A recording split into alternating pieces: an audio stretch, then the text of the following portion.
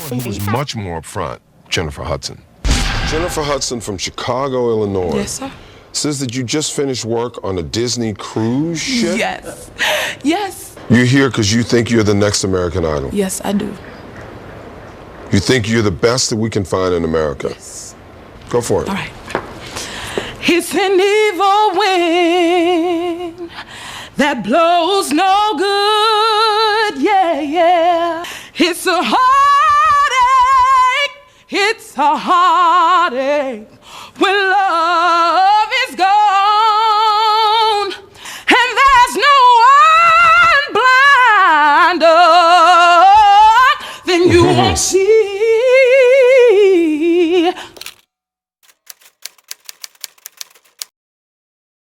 Today, a family and a community are grieving, but we want them to take comfort in knowing that Chicago police and detectives will continue to work around the clock. The bodies of two people are found in a home this afternoon on the city's south side, and property records reveal this house belongs to the mother of Oscar-winning actress Jennifer Hudson. A large police presence here. They have the street basically cut off entirely. The medical examiner has confirmed the deaths of two people at this home that we're talking about. That's at 7019 South Yale. We're being told by the medical examiner that the victims include an adult woman and an adult man. There was so many shocks involved in it. Like, I can't even get over, like, who do I grieve for first? Of course, I'm gonna think of my mother, because it's my mother. So I think of her a lot. I'm Julian, or my brother. I have moments where it's bits and pieces, like it's too much. You know, they were real nice people. You know, I'm totally surprised that this had to happen. You know, this is just very sad for pretty much everybody out here right about now. They really wasn't never no trouble family. You know, you never really heard anything from them or things like that. So it is kind of a shock. Hudson's 7-year-old nephew is missing. All I ask, I don't care who you are, just let my baby go, please. Let my son go. Please, that's all I ask. At this time, we can confirm that the body located inside the vehicle was the body of 7-year-old Julian King. The vehicle was towed to the Area 5 and remains there for forensic processing. You know, the family ain't deserved nothing like this, man. You know, they was real good people, you know. They ain't hurt nobody, never did nothing to nobody. Hudson spoke softly while on the stand, telling jurors she went to elementary school with Balfour, saying she always disliked him and objected when her sister started dating him. We did not like how he treated her, and I did not like how he treated my nephew, she said. Now, the defense argues Hudson's brother was a drug dealer who put his family in a dangerous situation. They also say investigators wrongfully zeroed in on Balfour because they had a high-profile case on their hands and needed a suspect. You wanted her dead, didn't you? No, not at all. We wasn't even in a relationship anymore. You told people that you wanted her dead, didn't you? That never occurred. Them my whole allegations. You never said it? No. Never, not one time did I ever threaten her. Period.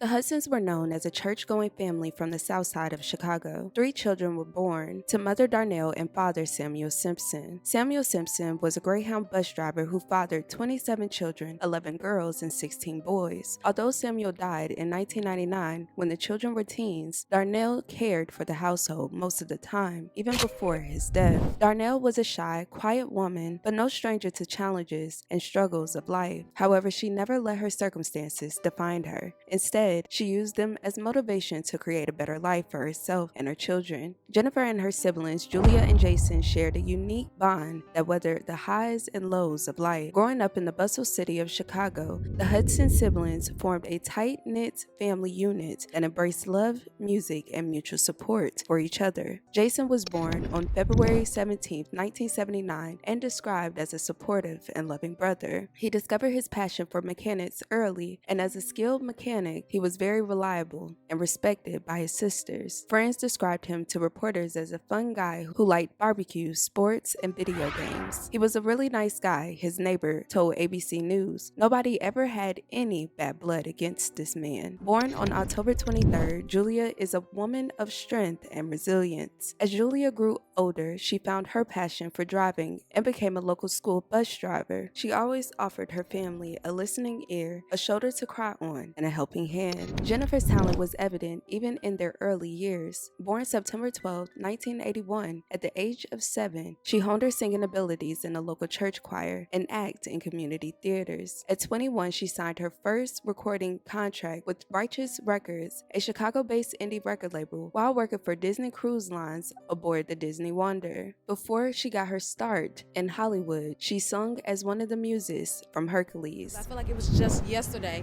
that I was on the ship, and now I'm here as the godmother and I'm christening the new ship, so I'm really trying to like live in a moment and take in every moment and every minute of this because it's that exciting for me. Well, I got to live my dream on the Disney Wonder. I mean, music is what I love to do, so being on the ship and being able to do that night after night was like a dream for me, and it was exciting. And one of my favorite moments was singing Circle of Life and Disney Dreams. That was the play. By 2004, Jennifer wanted to take her chance, hoping for a golden ticket on a popular show called American Idol. With encouragement from her tight-knit family, she auditioned, made it on the show, and was released from her 5-year contract with Righteous Records. Brilliant. Absolutely brilliant. The best singer I've heard so far. Brilliant. Wow, thank you so Paula? much. No doubt about it. You can sing your behind off. You've got an excellent voice. Very good. Thank you. Very, very good. Randy, yes or no? Definitely yes for me. Paula? Amen. Jennifer? See you in Hollywood. Thank you so much. Welcome to Hollywood, girl. Thank you. I'm gonna She wowed America and the judges for several weeks with her unbelievable singing, voice, and charisma. After the show wrapped up, Jennifer's success came very fast for the star. In 2006, she was featured in Dreamgirls with a star-studded cast including Eddie Murphy and Beyonce. down the mountains. Yeah, scream and shout. You can say what you want. I ain't walking out. Stop over rivers, push, strike, and kill. I'm not gonna leave ya. There's nowhere I will. And I'm telling you. She earned a collection of Best Supporting Actress awards, including an Oscar. And when Jennifer went to the ceremony, she brought her mother as her date. Wow, if my grandmother was here to see me now, she was my biggest inspiration for everything because she was a singer and she had the passion for it, but she never had the chance. And that was the thing that pushed me forward to continue.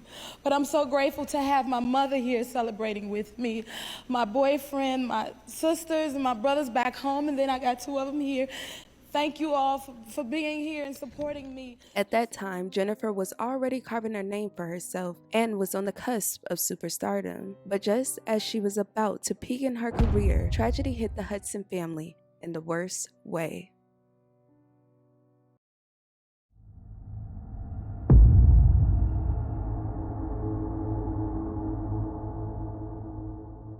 All 3 siblings, Jason, Julia, and Jennifer, lived with their mother in an Inglewood neighborhood until 2006. That year was the turning point in the Hudson household, especially for the sisters. Jennifer moved out of the family home in 2006 as she was reaping professional success and her personal life was also changing drastically. It wasn't long after the talented artist marked her 27th birthday by getting engaged to a professional wrestler, actor, and attorney, David, just 7 months after meeting. In 2006, 31-year-old Julia also tied the knot to a 27-year-old man named William. The Hudson family was quite familiar with William since he and Jennifer had known each other from junior high. However, Jennifer would later reveal that she never liked William and tried to keep her distance from him. According to reports, William was a 10th grade dropout, and he claimed no one cared for him after his mother abandoned the family. Since he was 14 years old, William had been a career criminal with a long list of offenses attached to his name. According to his therapist, his mother left him with an intense sense of loss and abandonment, as well as serious anger issues. He suffered from depression and often lashed out at women because of this. In the late 1990s, William was arrested and convicted of attempted murder, vehicle hijacking, and possession of a stolen vehicle, earning him 7 years in prison. But once he was released in 2006, he tied the knot with Julia despite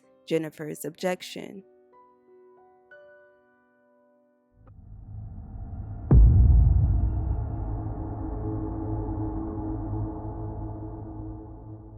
Hudson and William eloped on December 30th, 2006, shortly after William was released from prison. William was out on parole when he reconnected with Julia, a single mom who was driving a school bus for a living at the time. Once they got married, William became a self-described proud parent to Julia's young son, Julian King, from a previous relationship. Julian was the Hudson's family's sunshine. He was described as an easygoing kid who went by the nicknames Juicebox and Dr. King. Julian loved his family, especially his grandmother, and preferred staying in the home with her rather than going outside. Unfortunately, the relationship between Julia and William was very rocky from the start. Reports stated that Jennifer witnessed how William didn't treat her sister and nephew well. Reports also exposed that he was allegedly dealing with other women during their relationship. Although Jennifer begged Julia over and over again not to marry him, she did. Down the line, Julia alleged that William grew jealous of her relationships. Julia said in court documents that he got angry when Jennifer would send her gifts and when Julia's 7-year-old son, Julian King, kissed her. "Julian couldn't kiss me," he would say. "Don't kiss my wife. Julian couldn't lay up under me. That's my wife. Get up off my wife." He was very jealous of Julian, she testified. Eventually, Julia had enough and the two separated in February 2008.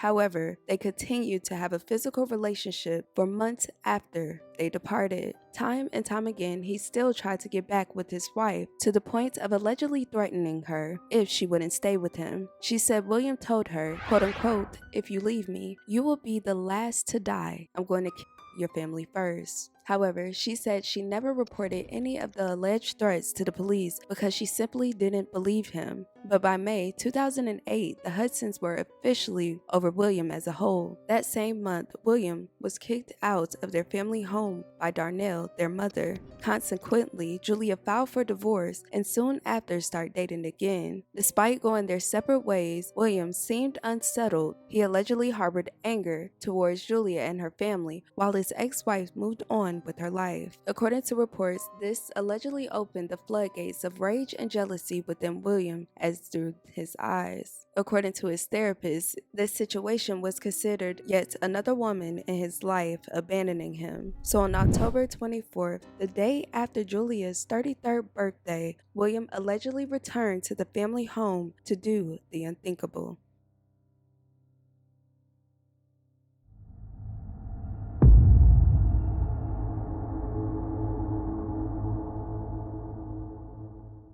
On October 24, 2008, Julia started the day working as a bus driver, but when she was leaving the house, her ex-husband stopped by the residence between 8 a.m. and 9 a.m. Witnesses claimed that William had become Julia's stalker since he had been booted out of the Hudson's home. William was sent over the edge that particular day after catching sight of a bunch of balloons from Julia's celebration the night before. Reports claim he saw some birthday balloons and believed they were from another man. He allegedly confronted her about seeing other people, although William had moved on himself and had a pregnant girlfriend. Julia, not wanting to start drama with William, paid him no mind and left to go to work for the day. However, reports say William stood outside of the home. Not long after she left, it was alleged that William went inside the house where he shot Julia's mother, Miss Darnell. After that, he allegedly went to Jason's room and shot him twice as he laid in the bed. These gunshots didn't raise any alarms in the neighborhood at all. Although some neighbors said they heard gunshots, due to how normal they occur, they were not reported. Sadly, Hours went by before there were any help for the Hudson family. It took Julia to find her family on her own after returning home for work. That afternoon, Julia walked up to the home and found bullet holes in the front door. She said she saw her mother's body first and immediately ran outside and called 911 before realizing she didn't know where her brother or 7-year-old son were. Once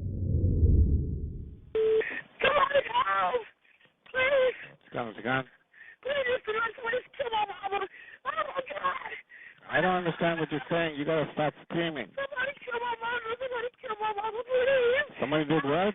Somebody kill my mother. Somebody killed your mother. Please help me. Please help me. Where are you? What's the address? What's not South Yale Avenue? What? Oh my God. Oh my God. 7019 South Yale. Does she need an ambulance? I don't know. I'm scared. Please, somebody, please send an ambulance. Yes. Hold please. on. Stay on the line. Don't hang up. Somebody, please. I can help you? Please. Please, please. Where are you? I'm at 7019 South Yale. 79 what? 7019 South Yale. What's going on? I don't know. Like she been shot. Can you please send an ambulance, please? What happened? I don't know. She's on the floor. I see blood coming from her head. Is she breathing? I don't know. I didn't even touch her. I just ran out the house. Do you know what happened? Did she fall? No, I just got home from work, and it's a bullet hole in our front door. Is a bullet hole in your front door? Yeah. How old is she? She's 57 years old. Please help my mama. All right. Are you guys in the house? Yes. Please just send an ambulance. All right. 7919 South Yale. Yes. All right. We're on our way. I thought you said 7019. Is it 7019, ma'am? Yes. Okay. 7019. All right. We're on our way. Thanks, please. Right. Okay, look out for the ambulance. Please. Hello, ma'am? Yes. Okay. Is this a house or apartment? It's a house. It's on the first floor. Okay. What's your last name? Richard, like somebody killed my mother. What's your last name? Like somebody killed my mother. Your last name? Something wrong. Excuse me. What's your last name? My last name is Hudson. Okay. Do you see any blood on her? I don't know, Richard. I don't know. I'm scared. I don't know. Okay, the police and the ambulance are on the way over there, okay? My mama. Sorry, my mama. The ambulance is on the way, and the police. Yes. Okay. Please. Where's my brother at? What happened? Go to the house. Someone, my mama, and I don't know what she's in the house on the floor, and it's a gunshot looks out the door. I went in there because I went in the house with my mom, and she on the floor. I ain't touched her. I ain't did nothing. All I could do was run. I don't know where Juliet is or nothing, and I'm here by myself. Yes. Once police arrived to the scene, Jason's dead body was found, and authorities announced that the incident appeared to be domestic related. It appears that it could be related, domestic related, but until the investigation is complete, until we've gathered all the facts, we would be speculating, but it appears to be domestic related at this point. However, Jason's car and Julian were nowhere to be found, which prompted a child abduction alert. All I ask, I don't care who you are, just let my baby go. Please. Let my son go. Please, that's all I ask. 3 days later, on October 27, Julian was found with a man walking his dog spotted Jason's stolen SUV and reported it to police. Julian's body was inside, covered in a shower curtain. A frantic two-day search for actress Jennifer Hudson's missing nephew ended this morning with the worst possible outcome: the discovery of an SUV missing from the crime scene with a boy's body inside. We can confirm that the body located inside the vehicle was the body of 7-year-old Julian King. Jennifer Hudson has remained in seclusion since returning to Chicago late Friday, although she did put up a $100,000 reward for the safe return of Lil Julian. When Jennifer learned about the brutal murders of her mother and brother, as well as the disappearance of Julian, she immediately flew home to Chicago. At the morgue, she identified the lifeless bodies of Darnell and Jason. William was taken into custody on the same day of the incident. However, he claimed he had nothing to do with it. Okay, I'll stand and turn. Go through.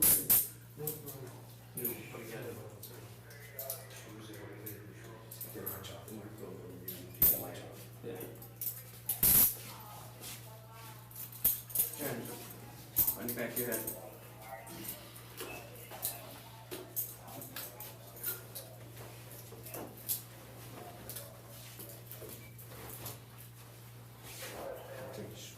Sit down.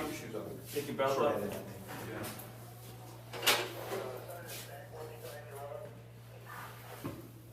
Shoes. Shoelaces first, and then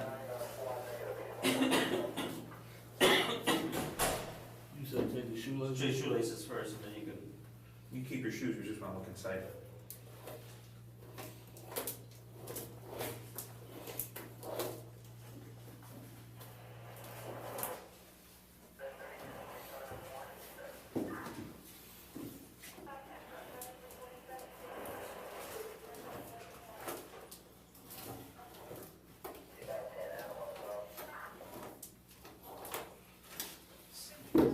See the bottom of your feet?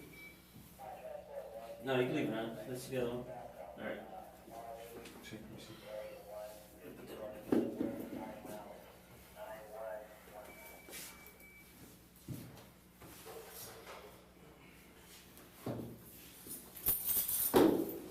Alright, we'll be back in to talk to you, okay?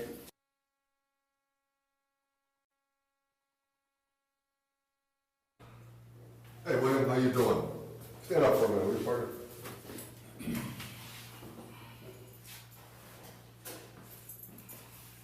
How you doing, buddy? You standing right here? Face me.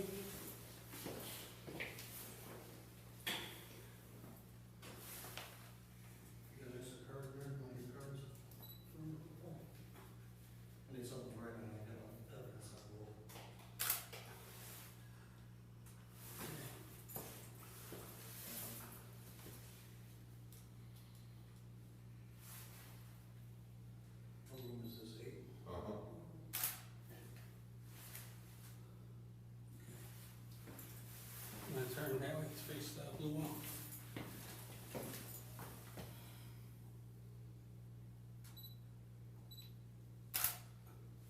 All right, face the other wall.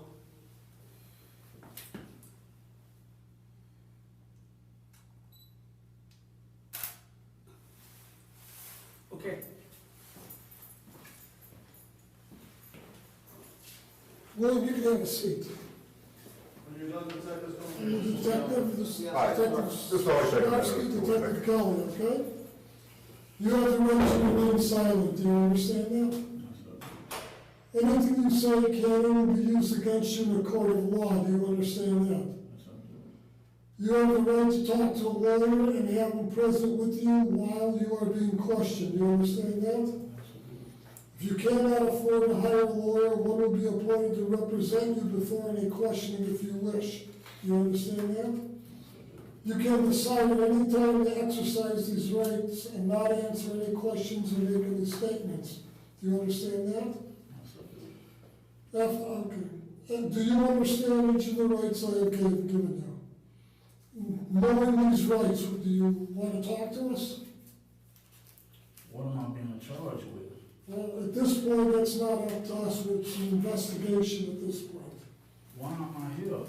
You're here because your mother-in-law, your ex-mother-in-law, and ex-brother-in-law were found dead. But what they got to do with me being here? That's what we're here. That's what we're trying to find out. We're hoping you can clarify that for us. Here, let's put it this way, William. You're under arrest, okay? You've been arrested before, correct? Okay, let me finish. You can be arrested and not charged with anything. You understand the difference? Yeah, I understand. Okay. Need you to take your clothes off and put these on. It's cold as hell in here. Well, we'll see if we can find the jacket or something. We don't need your underwear. We don't need your underwear, just your outer clothing. Or your socks. I have these clothes on all day today. Just the underwear. Huh? Yeah, that's fine. So take just a them off. pants, shirt, and shoes.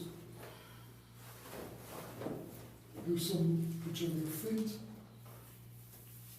Okay, that's it. No, We don't want your shorts. those are for your feet. That goes on now.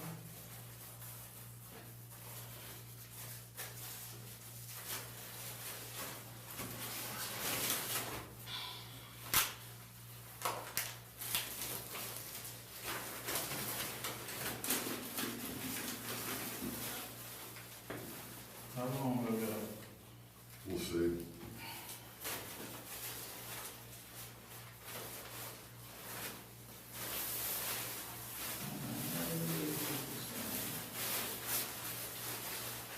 Kinda got it on backwards, but it don't matter. Put it on any way you're comfortable in it. Usually you put in, step into them.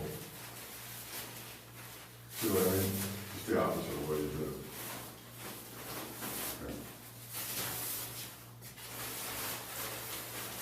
Step into them. Okay?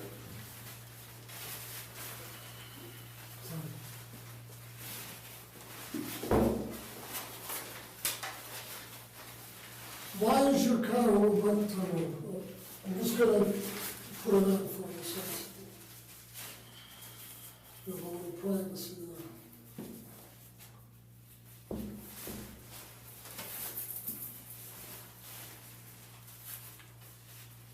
Got it? Why is your car over by Roberson High School? The power steering going on there. The what? Power steering, the steering, you can't drive the car. Okay, when did you park it there? Oh, shoot. Well, when I got done seeing my wife, When was that? it was early this morning. Where's She had to be to work at 8, so the car has been parked there since like 8:30. After you saw her, you parked it there? After I seen her, I went to the gas station to get some power steering fluid. If you look at it, it's power steering fluid all around where it go at. The pump was leaking or something? The hose, I think it's the hose. It's not the pump. So, but you had the car at the house? It was parked in the driveway. Okay. She opened up the window. She told me to come in. I came in, seen her. We both left out together. And where was your son at that point? I don't know, I didn't see him. You didn't see your son? Can we clarify, is he your, can I, just so I got it straight, is he your son He's or my your son, stepson? My stepson. Okay, go ahead. Her brother didn't want nobody in the house. So, had to be quiet going through there. Went in there, seen her, we both took off. I called her. She had her car parked in the front, I had mine, like in the driveway, that's the alley part. We met up, she was coming this way, I was coming that way, we met up. And I got behind her, I went to the gas station, then I headed over there. Parked the car, power steering wasn't working at all. What time was that, William?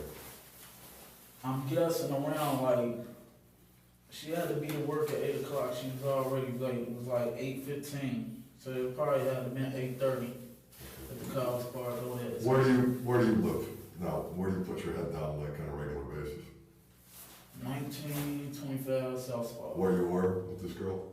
And this cafe, is that her name? This girl's house you were at? Yeah. Is that her name? Well, I'm not gonna say I usually lay my head there because I used to be over at my mama's house. On calls? Right. How did you get to 19th and Spalding? I told them I got on L and I got on bus on 22nd and Survey. Okay. When you parked your car in the driveway, was Jason's car in the driveway? His truck? Yeah. Yeah, his truck always in the driveway in the morning. Okay. Always. Now, you told the other guys that you first talked to that his car was out south, that the Suburban No, he got the question wrong. He asked me, where was my Chrysler at? He said, where's your car at? And I told him it's out south. It's on 69th and Norman. by Robertson High School. He called the other dude back, and he like, the truck over there. I'm like, no, that's where my car at. You know what I'm saying? So he was like, nah, he said that's where his car at. And he keep asking me where the truck at. And I'm gonna tell you something that I don't know nothing about. You understand what I'm saying? Like I told them, and I'm gonna tell y'all the same thing. They tried to protect their sister's name. Now, in all actuality, her brother had a lot of enemies. You know what I'm saying? Because he pushed weight about the crib. That's one of the reasons I left about that house. It was a drug house. What more do you expect? It was a drug house. What kind of weights he pushing? You say what? What's he, cocaine or rock? Or Yeah, cocaine. Okay. You know, he created a lot of enemies over there. You know, he talked about this guy, word got back around. It was a hit. Everybody just branched themselves away from him. I stayed about their business because that's not my priority no more because I don't stay there. You know what I'm saying? So She work? she worked at Sunrise Bus Company. Okay. You know where that is? I don't. It's on 83rd and Vincent, well, 85th and Vincent. All right, now maybe I do know where it is after you tell me. All right. So, you ended up, I'm unclear, you called her this morning? Yeah, I called my wife this morning, she didn't answer. Okay, So I thought she was with her boyfriend, okay, but I seen her car out there. okay. So I pulled up in the driveway. I got out the car. In the driveway, you mean behind Jason's truck? Or what? It's a car right there in between. There's a shit box there that hasn't been moved in 10 years. Right. Yeah. Okay, I parked right there. Behind that? Right. Well, what was Jason's The one truck? with Jason's truck? Jason's truck was in front of that car. It was like, you got his truck right here, you got the car right here, and you have my car right there. And you were closest to the street. No, Jason's truck is in the front. That's the closest to the street. Okay. Like I told you before, my car is closer to the So alley. you came in from the back then? Right, I came down the alley. Okay. All right, so I got it straight in my mind. It's your car. No. Wait, closest to the alley is your car. Right. The old shit box that hasn't moved in 20 years or a while is in the middle, and Jason is pulled in. Okay, so your car and Jason's car would be facing each other if there wasn't a car in the middle. Nah, it wouldn't be facing each other because his front end was facing outwards. All right, he backed in. All right. Right, both eyes. So you get over there. She's leaning the window shade open. The little curtain, Yeah. she opened the curtain to a window. And she'll answer the phone? No. All right, But she heard my car when I pulled up. All right. So she slid the window thing open. I look, I'm like, what's up? And she kept pointing this way, so I walked around to the front. All right. So I'm like, what's going on? She like, you gotta be quiet. I'm like, for what? She like, my brother in there. Oh man, so we walk in, go to the room. I get in the room, What room did you go? her room. Which room is it? It's the second. Well, you walk in, you make a right, and then you make a left. The one with the mattress against the wall? Exactly. Okay. We get in there, and I'm like, she's showing me the little gift that her sister bought her for her birthday. Okay. What was that? A computer. It was in a little see-through bag with an Apple sign on it. Okay. Like a laptop? Something you can carry with you? What? Go ahead. So after that, I was like, what you doing today? And she like, I don't know. She always tell me she don't know because the guy might pop up and tell her, man, let's go somewhere. So I was like, okay, well, just hit me up when you get a chance. And she was like, I love you. I'm like, you know I love you too. She was going to her car. I turned around. Her car's parked on the street in front Right, of the my house? car was parked behind her mother's car. All right. Her mama's is the Toyota. The The Toyota. real? That's a Toyota. Is that her mama's car? The Avalon. Well, yeah, that is a Toyota, my bad. Okay, yeah, it was parked It's a behind. nice Toyota. Go ahead. Right, so it was parked behind her mother's car. All right. So I turn around and I look at her. I'm like, I want to see you later, call me up. She like, well, I'm like, call me up. And she like, okay, we both get in the car. Usually she'll let her car warm up, but today she didn't. So I backed clean up out of there and went down the alley. I called her at the end of the alley. Which way did you go, north or south? Towards north. North towards 69th? Right. All right, go ahead. So we got right there, she turned, and I turned about the alley. I caught her at the stoplight on Wentworth on 70th, 1st or 70th and Wentworth. And I pulled around to the gas station and bought some power steering fluid. How did you pay for it? It was $239. You got a receipt? No, but the guy at the gas station, he know. He knows you? They got cameras. No, he don't know me, but they got cameras up there. Sorry about that. Where's it, 69th and Wentworth? No, the gas station right there on 71st and Vincent. What kind of gas station is it? What brand? I think it's a Citgo. Is that the only one there? That's the only one right there. Yeah, so. Who owns it, Arabs, black guys? Who waited on you? Arab. Okay, go ahead. So I got the power steering. I pulled around just so I can get the car from facing in a bogus direction. And I popped the hood and put the power steering in there. But it leaked out so quick.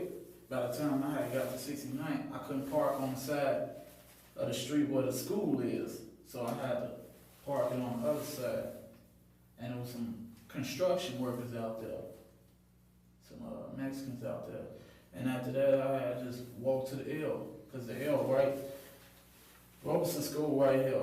I know The L is the L. It's like 5 blocks over. How'd you, did you pay for the L? Did you use a card or what did you do? They took my bus card out of my pocket. That's what I you got used? a 7-day. Okay. I got a 7-day bus card. Okay. And you used that? Yeah. And you went from 69th to where? Cermak. Okay. 22nd.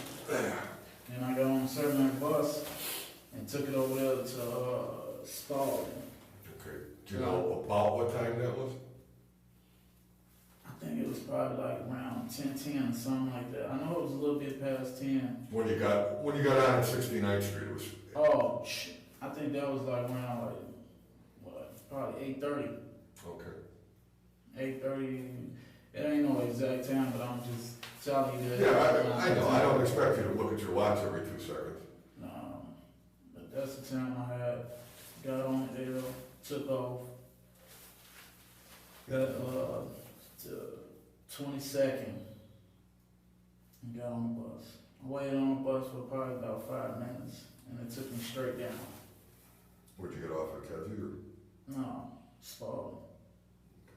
At 22nd, right? Right, And you 22nd. walked? Right, it ain't nothing but I know, it's only a couple blocks. Yeah, 2-block walk. You been there all day? Yeah, ever since I got off the bus. I'm just asking. No, I'm just telling. Yeah, I've been there since I got off the bus because it was her daughter's birthday yesterday. Shit, man. I don't know.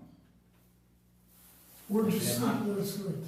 I kept getting. You say what? Where'd you sleep last night? I slept on 83rd, 84th, and Ellis.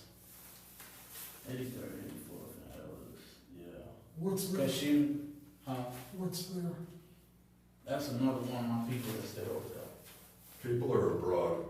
Is it somebody you're fucking or is it, I don't, it's your business.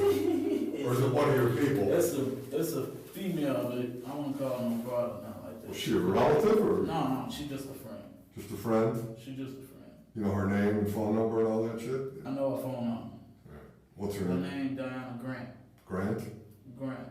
She lives around 80, somewhere over there, right? 83rd, 84th and Ellis? 83rd, 84th, and Ellis. It's the only building on the corner. What's her phone number? It's 946-0568. Is that her cell or her home phone? Her cell phone number.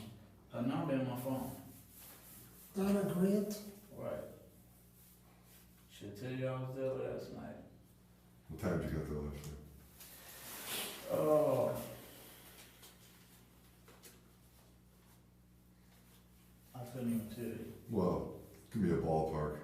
Probably about 11 o'clock. Cause she was with me yesterday, cause I was over there on 79 South Chicago.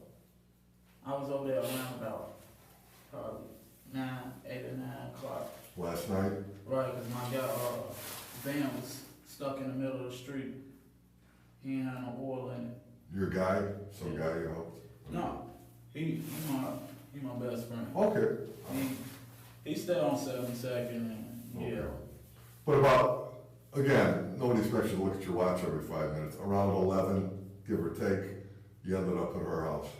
Right, she was with me, I say almost all yesterday. Okay.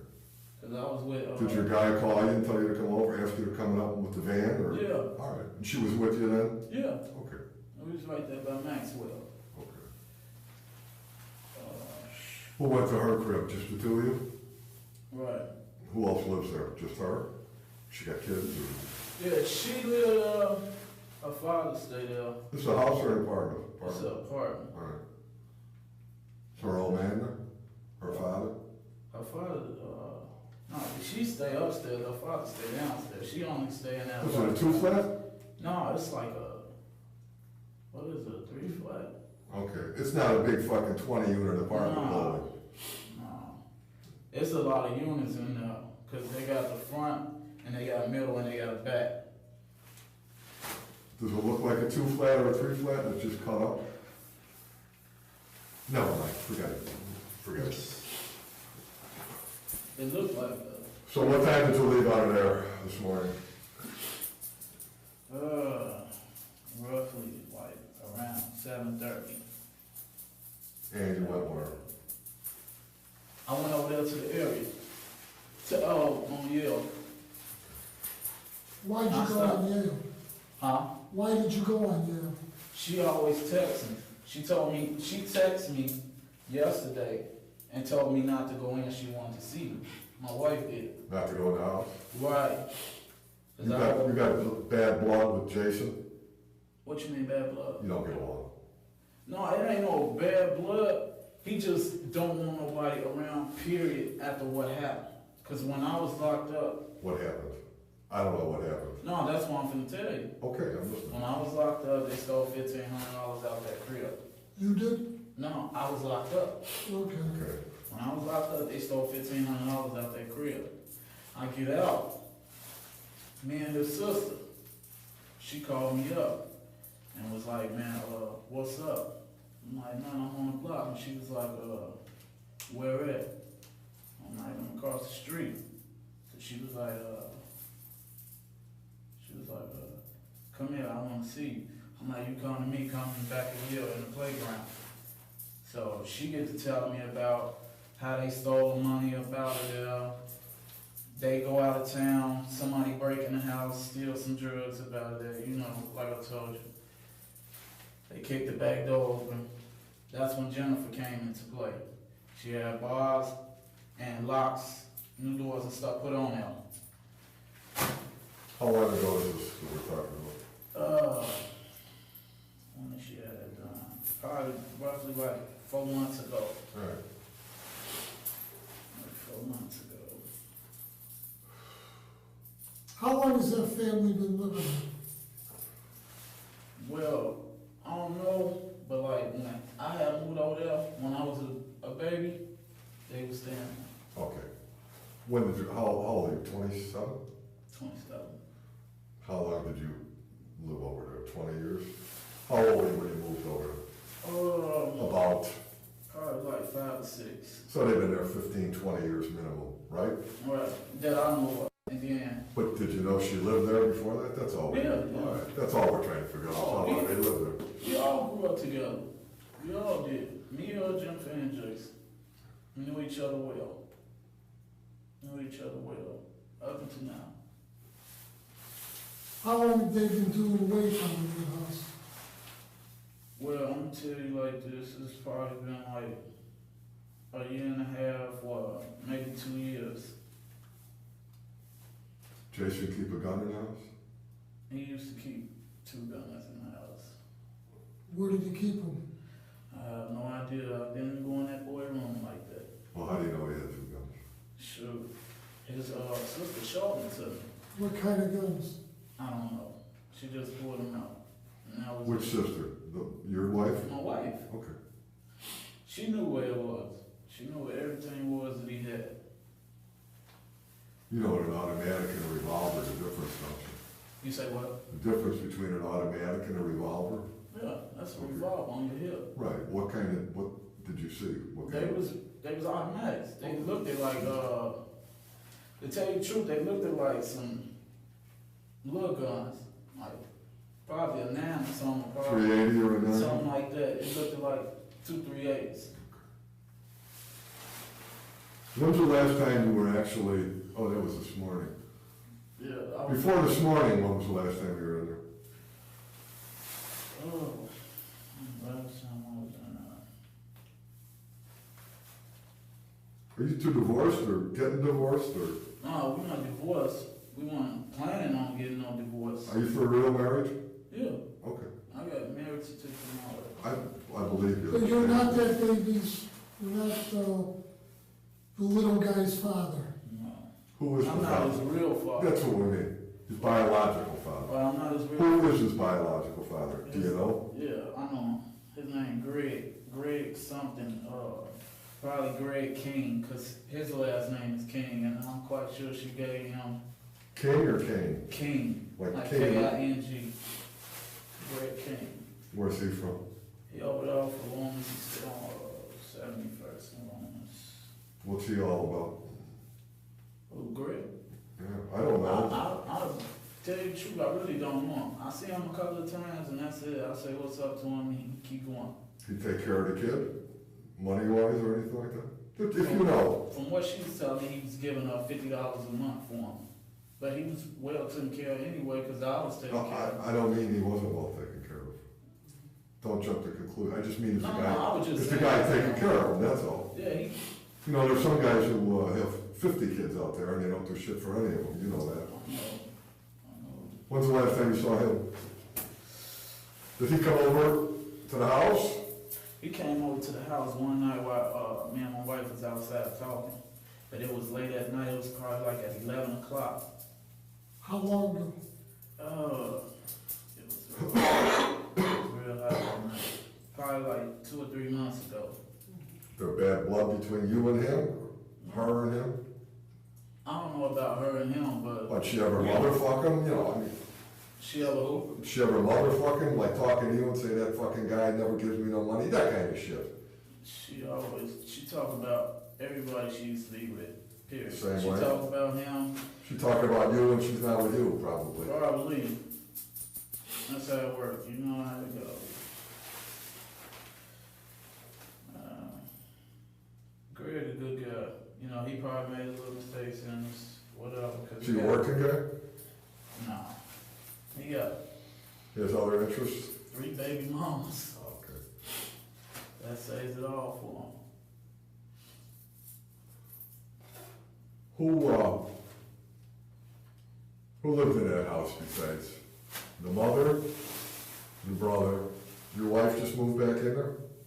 No, tell you the truth, she never moved out. Okay. She brought a lot of her clothes over to the new place. I was in and out of that every other night because Where's the new place? That was a new place on 56 in Sacramento. See, we didn't know anything about this. Well, she had the place up. It was in her name, but we both put the money up. Whatever, okay. Right, so... It's an apartment or a house? It was a studio. Okay. So she was gonna move out and be on her own? No, we was gonna move together and live together. Alright. But somebody kept breaking in the crib over there, the studio. Okay. So she got upset, it's time to go, I want my money back. That's the first thing she said. Whatever. We call them up. So, as of recently, it's been her, the little boy, the mother, and the brother. They're the only 4 who live there? Right. Regularly? That's who I knew stayed in there when I stayed there. Now, when I left about it... Because it's a big place. Well, I know that. And there's stuff everywhere. There could be 30 people living in there, I couldn't tell. Well, her uncle He come about it every now and then. What's his first name? I just used to call him Uncle Buster. Is he sickly? I have no clue. Right. He move around good. Okay. So I say no. Right. Yeah, he. How old's Uncle Buster? Give or take. He probably about 60. Okay. Yeah, he got the room by her mama room that stayed locked all the time. That's the one upstairs? Yeah. He got that room. The one facing Yale? Yale? Is that his room? Yeah. If you were looking out his window, what are you looking at? You're looking at the street. Right. You looking out his window, you be looking at the street. Your mama's room was just to the left of there as you look at the street. A room connected like that. When was the last time you were up there? And the mama room? Upstairs, yeah.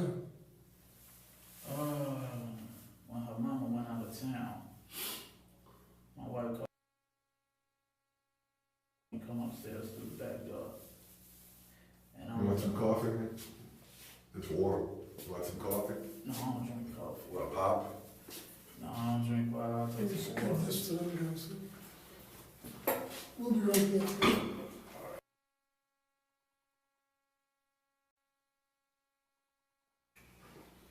Brother down there? No. My brother here in Chicago. Where's your brother live? He's still on Coles. Coles? What does he do? He works for Chipotle. For what? Chipotle. What is that? It's a restaurant. Where's- Downtown. It's downtown. Where you work? Yeah. Oh, okay. No, I don't work for Chipotle. I work for Coles. Okay. What kind of car does your brother have? He don't have a car. Jim Henry, 8336. Who do you know that has a four-door red Taurus? Nobody. Nobody? A photo red Taurus. Nobody.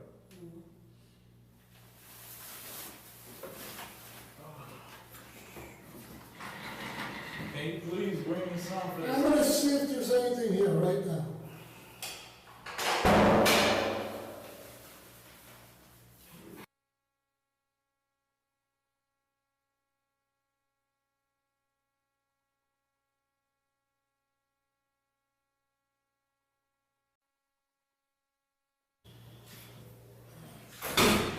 We have a little problem, amigo. Put your feet down. You didn't use your bus pass. What you mean? You didn't use it today, They're recorded. Every time they're used, they're recorded. and your picture's taken. And you say I didn't use it. The CTA says you didn't. CTA says you didn't use it. Last time you used it was the 22nd of September. Was that my right bus pass? It's the bus pass you had on you. The How many do you older one. have?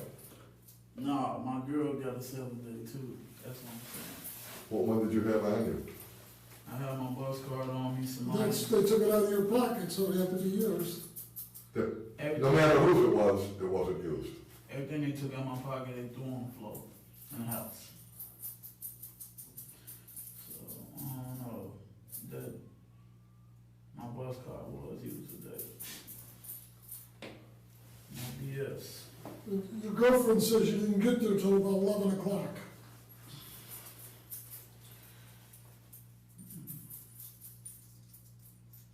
She ain't say that. I'm not saying it, she's saying it. She also says she saw you with a 45, With who? with a gun, a 45. A couple months back, and she told you that you put it up under the bed, and she never saw it again after you left. She ain't never seen me with no gun. We don't have to lie to you, she's Nah, here, I'm she's telling telling you. us that. I'm not saying.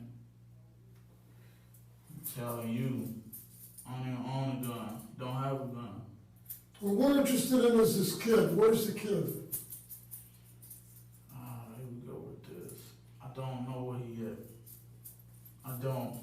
Last time I seen him was the last time I seen him on the phone with his mom. Playing on his little grain machine. That's it. On the phone? I didn't hear you. Last time you saw him was when? I said, last time I seen him was on the front with his mama on his green machine. When was that? Probably a week or 2 weeks ago. That was the last time I seen him. Did you have a conversation, are you two paying for a car? You and her? We was paying on a car. What kind of car was that? It was a Chrysler LHS. Okay. She stopped making payments on the car for like 6 months. Where's the car at now? Do we have a clue?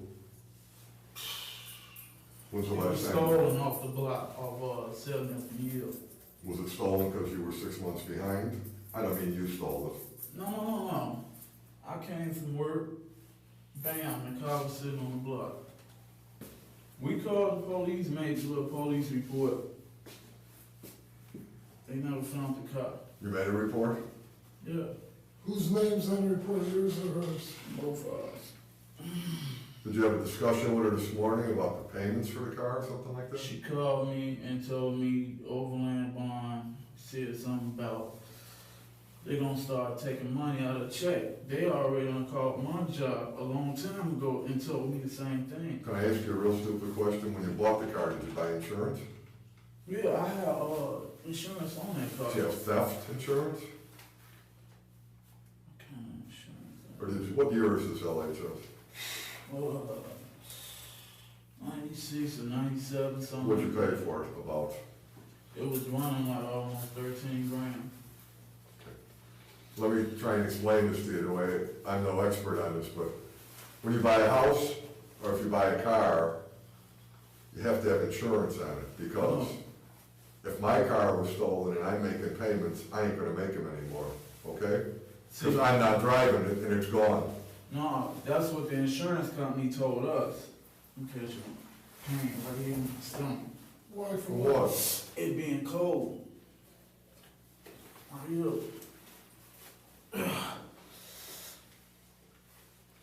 Right up in here. Unzip your jacket. Take it off for a minute. Why would you get a pain from being cold? My muscles tighten up on me. Right here. It's getting harder and harder. Move around a little. Pull up your sleeves. Where were you at when she called you? About the Overland Bond issue. Whatever the conversation was this morning about the car payments. What was that?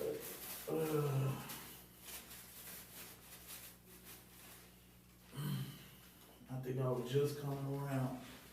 Just getting there? No, just coming around from the gas station car. Well, why wouldn't she mention that to you when you were talking this morning? Who? You and her in the house. About the Overland Bond? She told me that when she got to work. She talking about they just sent me a new paper and all of this, and I'm like, My point is, wouldn't she, where did the paper come to, her work? I guess so, cause she ain't tell me when we was at the crib, mama crib. How'd you get that scratch on your head?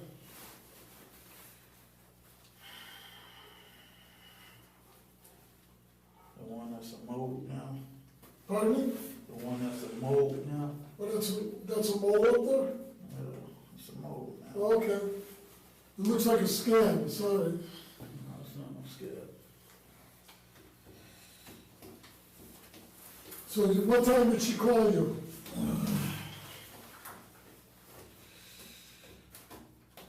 don't know, probably like 8:10 or something like that. 8 what?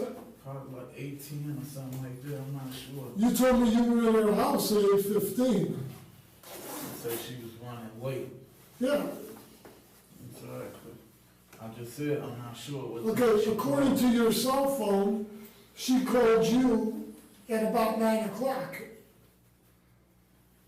And you were still in the neighborhood over there. On my cell phone? Yeah. You know the towers that show where your cell phone is? I want to see that. I would like to really see that. She called me at 9 o'clock. I ain't not lying about it, I got the papers. No, I'm saying, you said what she called me from, her number? Yeah, she called you from her number to tell you about the garnishing of the check? She called me private. Today is Friday. Huh? Today is Friday. I said she called me private. Private. She called me private this morning. But it's on your phone records. No, you said she used her number. No. I ain't gonna argue with you. You were by in that neighborhood because it went off a cell tower. By that neighborhood, your phone was pinned in that area with the cell tower over there near 70th Street. And you said it was at 8:15. It was about 9 o'clock, yeah. Oh, it was about 9 o'clock. Did you ever have your car parked on Wentworth today? No, I wouldn't say I had it parked on Wentworth. Well, Wentworth is a street. You're either on it or you're not.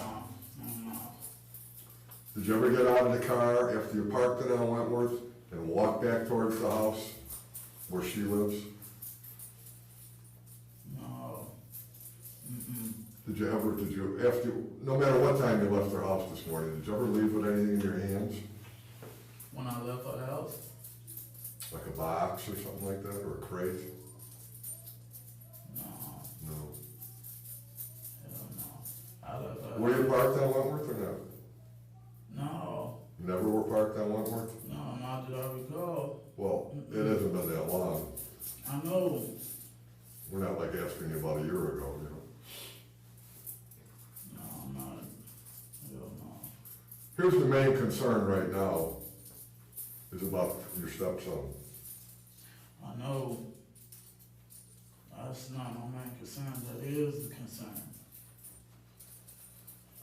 You should be slightly concerned about yourself, because we've already caught you in about 6 or 7 lies. Called me about 6 or 7 lies. Mhm. About what? What we told you before. Yeah. Does she have any reason to lie? It's- That's your girl you got off the spall with? Oh.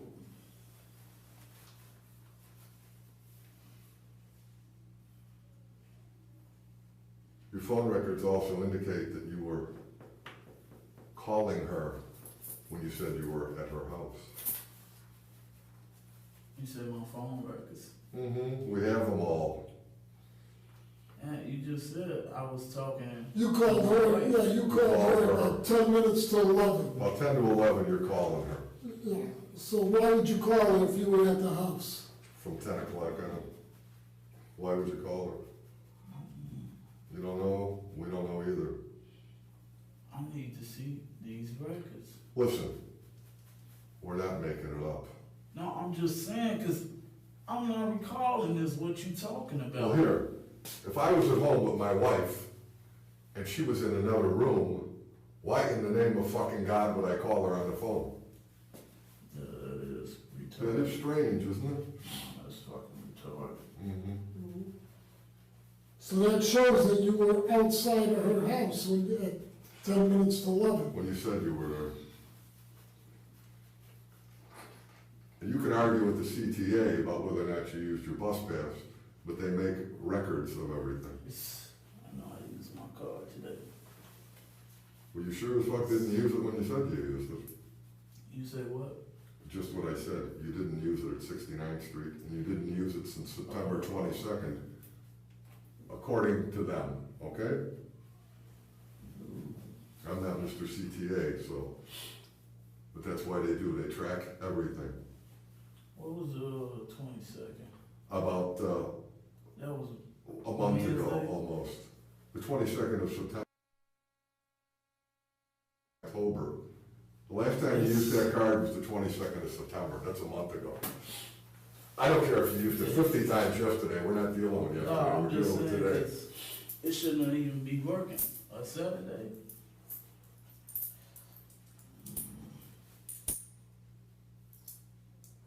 I want my card.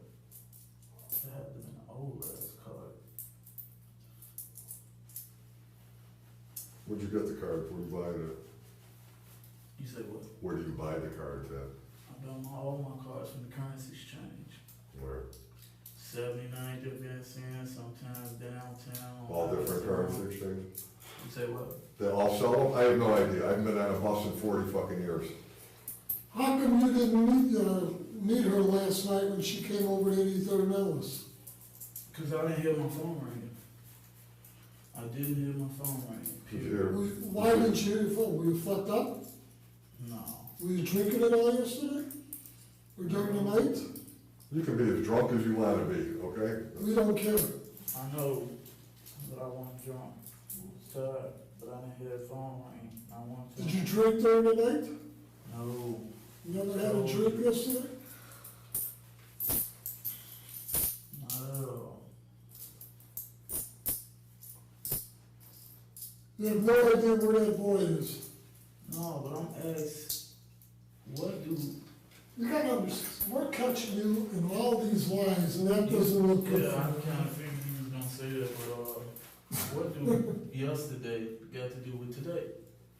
We're not even talking about yesterday. No, he said last No, but she told us that she went out there to help you. Yeah. And you didn't respond. It has nothing to do with today.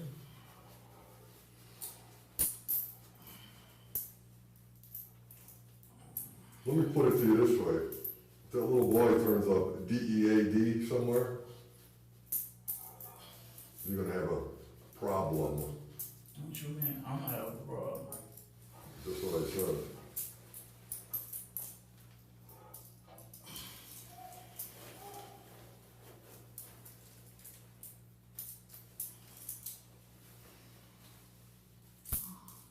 Man, you gotta help yourself.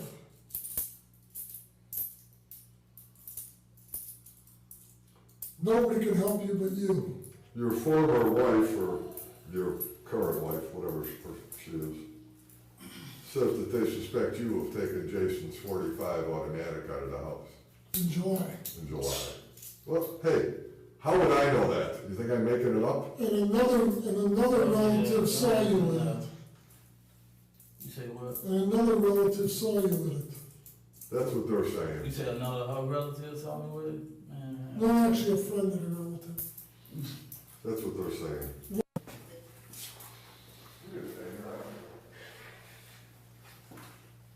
You know, like I said, you're the only one who can help yourself. I wasn't at that house. If they fucking attacked you, if the guy in the bed had the gun originally, I don't know. I don't know. But we'd like to know where that boy is. You know, you act like this haven't been on my mind since I even heard about what happened today. First of all, you lied to those officers. Lied to what officers? Because you didn't know. You didn't know that they were. Never mind. When did you find out that those people were dead? Whoever called me first. Who called you? Brittany. Who's Brittany? The girl used to stay across the street. Then I called her mom, she worked at Popeyes. When she told me that her sister sent the police out there. Did you call Julia? Yeah, I called Julia. Or did she call you? No, I had to call her. And what did Julia say to you? I told you, she told me that somebody killed her mama and her brother. When she didn't say somebody, she said they, like she knew who the hell it was.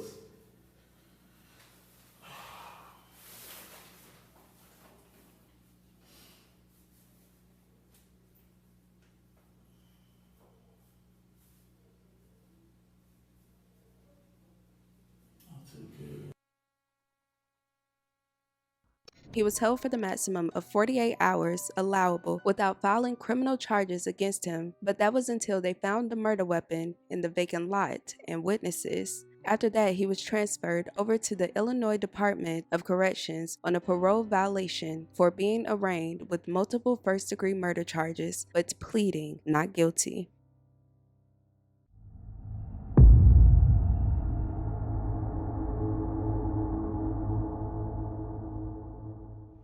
In Chicago, William Balfour has made his first appearance in court after being charged with killing actress Jennifer Hudson's mother, brother, and 7-year-old nephew in late October. The judge denied bond. Prosecutors say Balfour was angry because his estranged wife, Julia Hudson, sister of Jennifer, was dating another man. On the day of the offense, he was in the house with Julia Hudson that morning before she left for work. He had stopped by and he saw a birthday present, and he questioned her about where that birthday present came from and told her again that she was not to see other men. And they say they have plenty of evidence tying Balfour to the 3 killings. As I said in court, there is gunshot residue on the defendant's green Chrysler vehicle. That gunshot residue is indicative that he fired a handgun. He then moved that car after the crime and before he drove away with Julian King in the white Suburban. So yes, indeed, there is physical evidence. Police discovered the vehicle and the 7-year-old's body inside several days after the shootings took place. Prosecutors also say Balfour made a confession to a girlfriend. But his attorney is warning against a rush to judgment. We are extremely confident that once all of the evidence has come to light and has been tested by our vigorous analysis of the case, that William will be found not guilty. Balfour's arrest record goes back more than a decade. In 1998, he was convicted of attempted murder and vehicular hijacking and given a 7-year sentence. Parole records show that as recently as June, he was arrested with crack cocaine in his car, but a judge dismissed the charge for lack of probable cause. After answering questions about their knowledge of singer and actress Jennifer Hudson, 12 jurors and 6 alternatives were chosen for the trial. The jury was composed of 10 women and 8 men and was racially diverse. During opening statements, William defense attorney told jurors that police targeted him for the crime because they were under the pressure to solve fast what they knew would become a high-profile case because of Jennifer Hudson's notoriety. Natalie Moore, a reporter and author who was present in court, gave a play-by-play of what happened on the stand about 4 years after the trial. According to Natalie, Jennifer was first to take the stand, and she shared how she didn't care for William. She was the very first witness, and I think a lot of us were surprised by that. She said that she never liked Balfour, that's the defendant, and she said that the family didn't want her sister to marry him. And in fact, Julia Hudson and William Balfour got married in 2006 in December and didn't tell the family. It wasn't until a couple of months later that Jennifer said that she found out. And the couple lived together in the Yale house, and then after a year or so, in 2008, February 2008, they separated. They did divorce apparently last week. That was finalized, but they were separated during this time, but still had contact, physical contact, which we heard numerous times, and also communication. And she said that whenever she said, "I want to divorce you, this isn't working out," that he would say, "I'm going to kill you if you leave me. You'll be the last to die. I'll kill your family first." And she said that he said that about 25 times. So naturally, his public defender said, "Well, you never reported this to the police. You never got a protection order. Why not?" And she testified that she didn't believe him. She also said William's defense attorney pointed out a few things in court. One, how Jason Hudson was said to be a drug dealer, and that may be a result of the murders. His defense also claimed that the DNA found on the weapon and fingerprints found in the SUV did not match William at all. The defense has tried to say that maybe the police should have looked, not maybe, the police should have looked at Jason Hudson's background. He was a drug dealer, and that perhaps he had associates who wanted to harm him and then harm his family.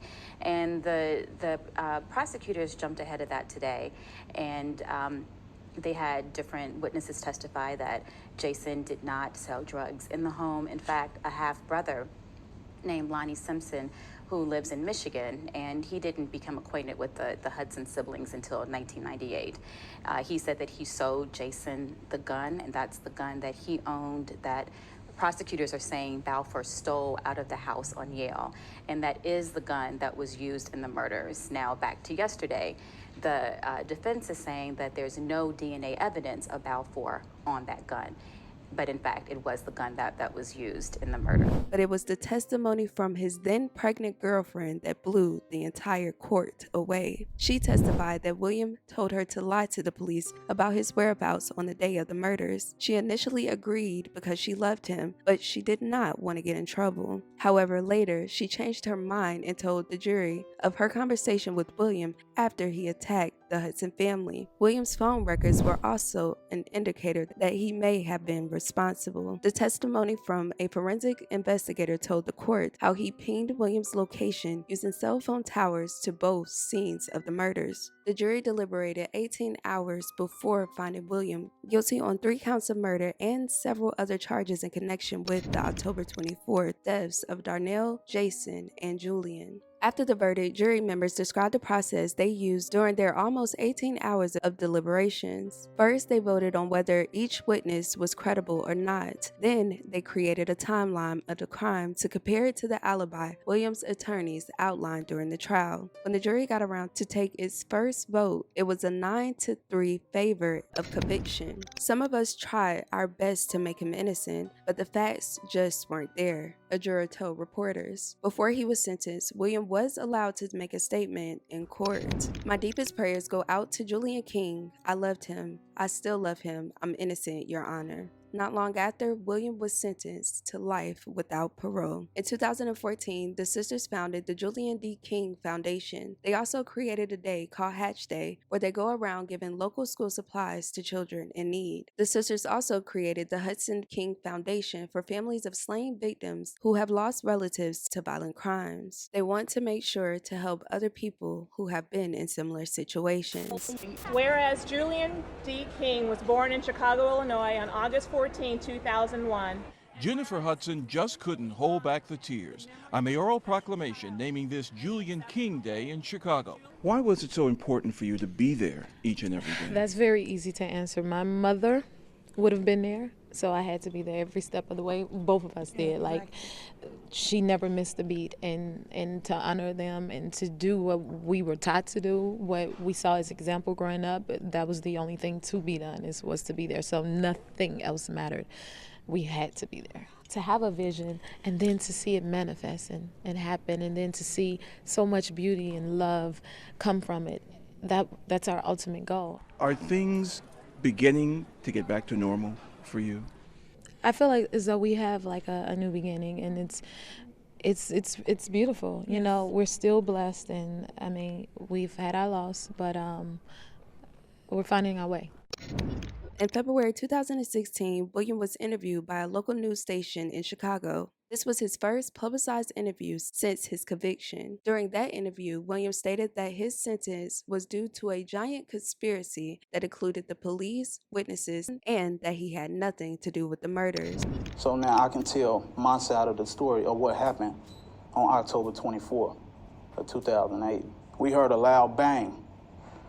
The police kicked the back door open.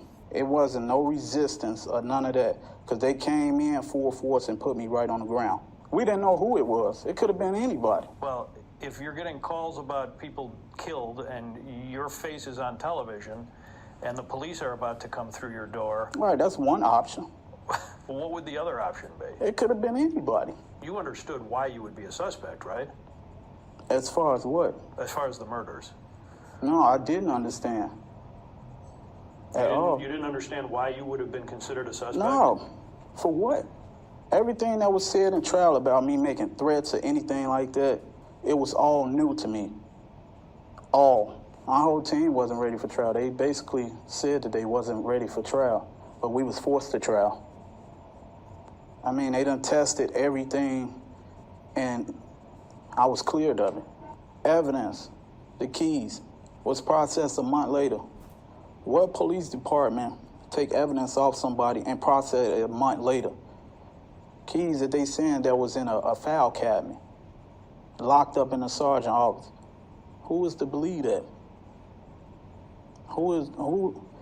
What person in their right mind wouldn't just put them in evidence and then check them out when they need them?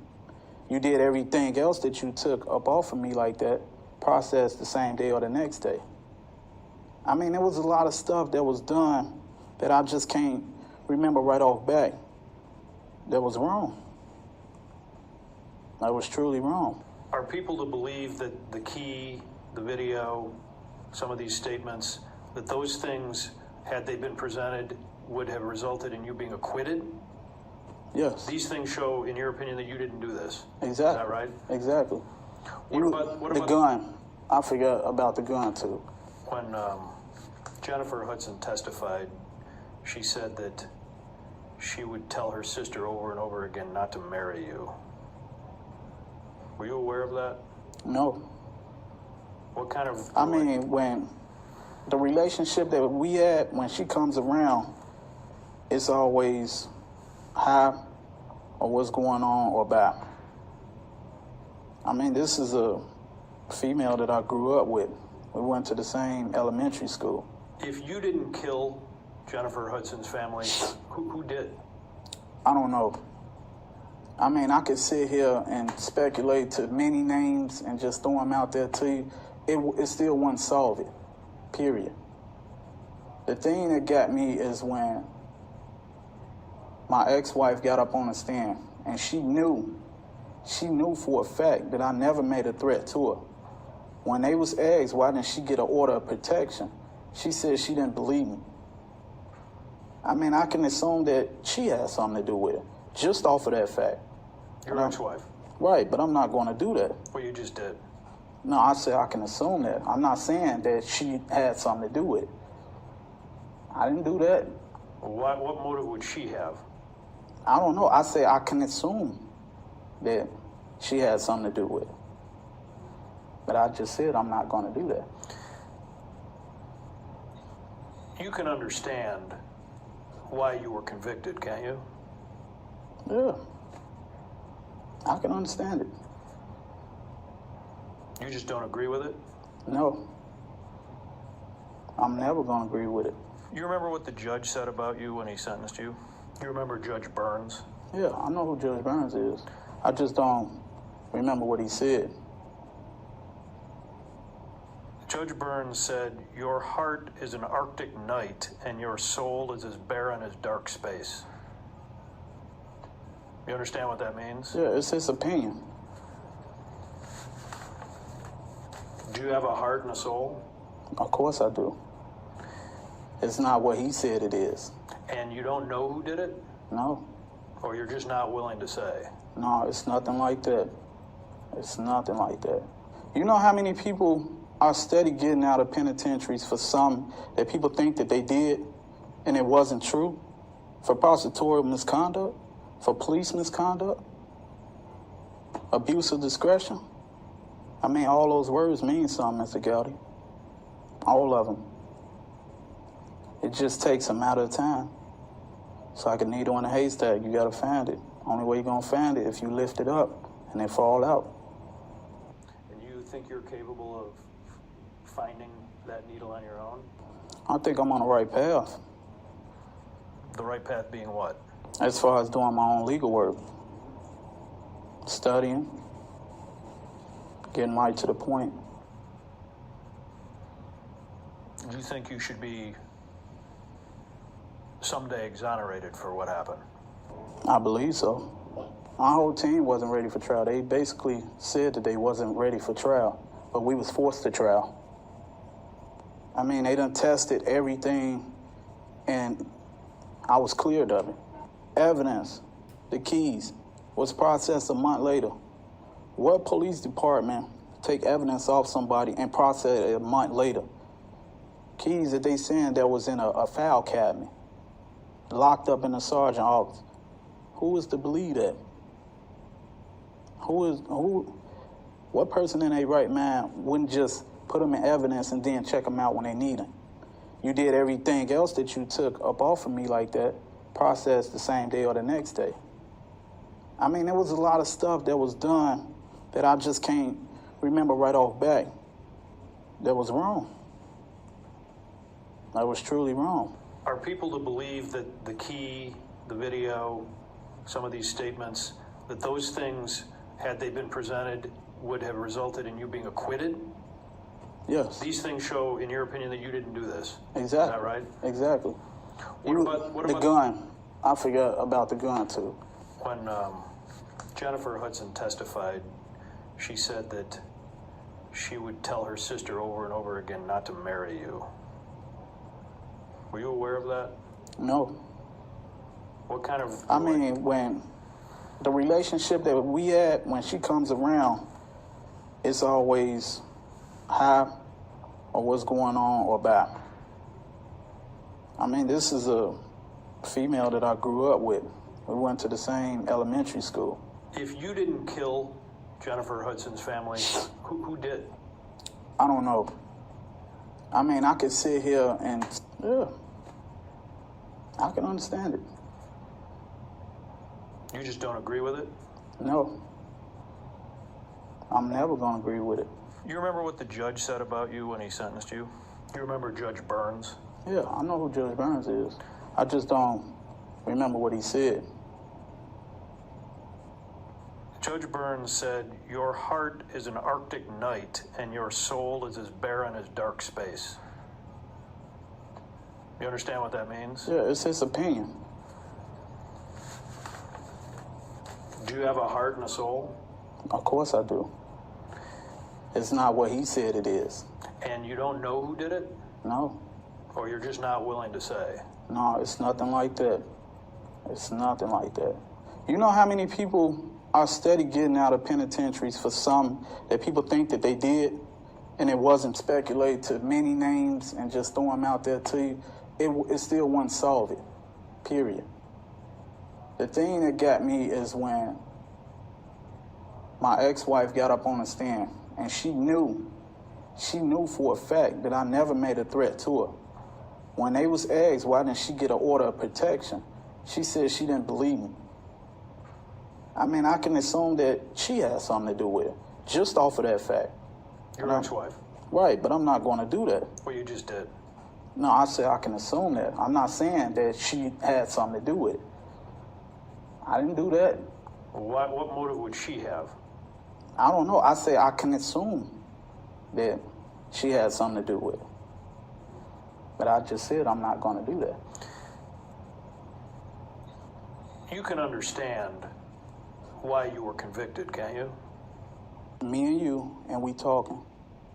So now I can tell my side of the story of what happened on October 24th of 2008.